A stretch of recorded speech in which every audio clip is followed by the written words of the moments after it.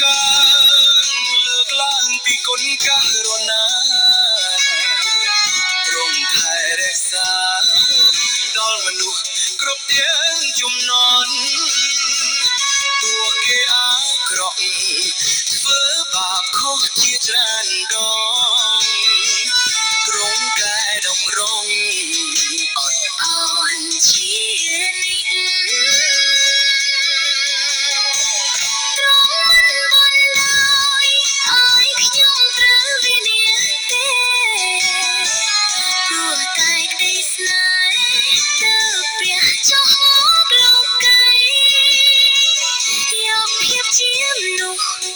បូជារហូតដល់ខ្សែធ្វើជាដងវាយលុះបាបមនុស្សលោក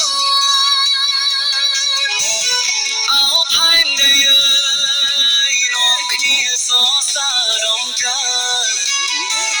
បិទអីព្រះអង្គមានគុណថ្លឹងមិនបាន